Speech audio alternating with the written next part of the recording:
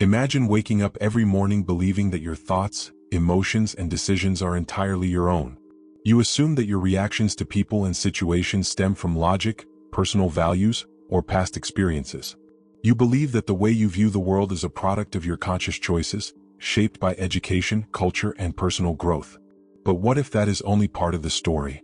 What if there is a hidden force shaping your perceptions, guiding your responses, and even influencing the way you see yourself?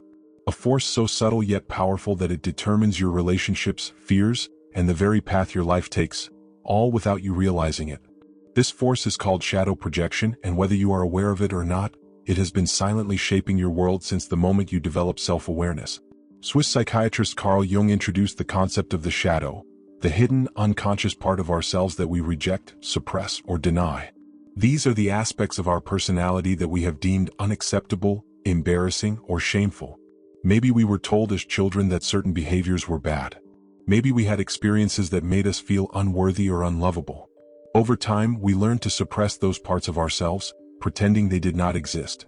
But here's the truth: just because we repress something does not mean it disappears.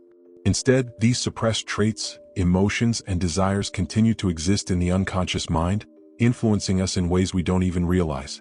And when we refuse to acknowledge these parts of ourselves, they don't stay dormant, they get projected onto the external world. Projection happens when we see in others what we refuse to see in ourselves. The qualities, behaviors, or emotions we reject within us are reflected back through the people and situations we encounter. This explains why certain people irritate us for no logical reason, why we react strongly to behaviors in others that we fail to recognize in ourselves, and why the faults we criticize in others are often the ones we secretly carry. Think about a time when someone deeply annoyed you. Maybe they were arrogant, selfish, or overly critical. The intensity of your reaction might have felt justified, but have you ever questioned why it affected you so much?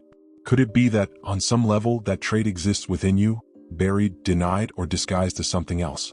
This is the uncomfortable truth of shadow projection. The things we despise most in others often hold a mirror to the parts of ourselves we have not yet accepted. This is why two people can experience the same situation and react completely differently. Imagine two individuals encountering an outspoken, confident person. One admires their boldness and charisma. The other feels irritated, labeling them as arrogant and attention-seeking. Why? Because the second person may have suppressed their own desire to be confident, seeing it as unacceptable. Instead of acknowledging this, they project their discomfort onto the other person. Shadow projection does more than shape our interactions. It shapes our entire reality. It influences relationships, drawing us toward people who unknowingly reflect our hidden psyche. It triggers emotional reactions, causing us to overreact without understanding why. It creates life patterns, making us believe external factors are the problem when, in reality, our own suppressed aspects are seeking expression. This unconscious process creates cycles of misunderstanding, conflict, and self-sabotage. We attract the same types of relationships, unaware that our shadow is manifesting through them. We struggle with repeated challenges, blaming external circumstances. Most importantly, we live under the illusion that we fully understand ourselves when, in reality, an entire hidden world within us remains unexplored. The deeper we suppress our shadow, the more it controls us. It lurks in the dark corners of our mind, dictating our fears, judgments, and emotional triggers. But here's the paradox: the more we acknowledge and integrate our shadow, the less control it has over us. By bringing unconscious patterns into awareness, we gain clarity. We stop being controlled by projections and start taking ownership of our true selves. Recognizing shadow projection is only the first step. To truly integrate your shadow, you must begin by identifying your triggers. Pay attention to the people and situations that provoke strong emotional reactions in you. Instead of immediately reacting, pause and ask yourself, why does this person or situation bother me so much?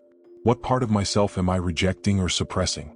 Is this reaction truly about them, or is it a reflection of something within me? The qualities you suppress, whether it's anger, selfishness, or vulnerability, are not weaknesses, they are unclaimed strengths. Every emotion serves a purpose. Fear reveals where you need to grow. Anger signals when boundaries have been crossed.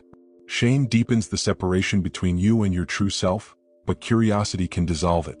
Your greatest source of power lies in the very parts of yourself that you have rejected. The traits you have spent years suppressing are not obstacles. They are hidden strengths waiting to be reclaimed. Every legendary figure in history had to confront their shadow. They didn't become great by pretending to be perfect. They became great by embracing all aspects of themselves, their fears, flaws, and contradictions. Think of Mahatma Gandhi, known for nonviolence, yet his journey began with anger and frustration.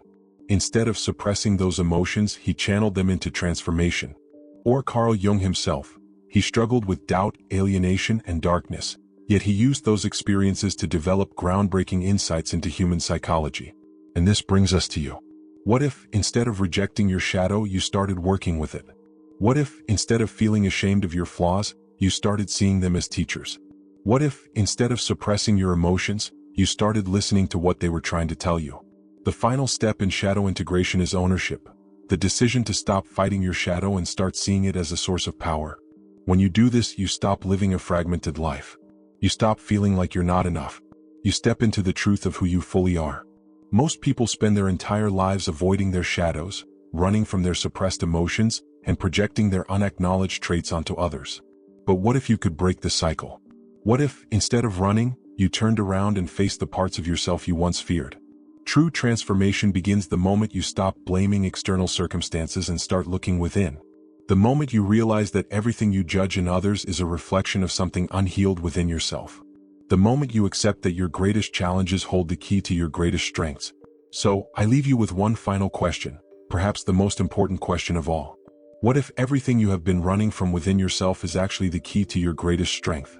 Now, let's take the next step into your transformation.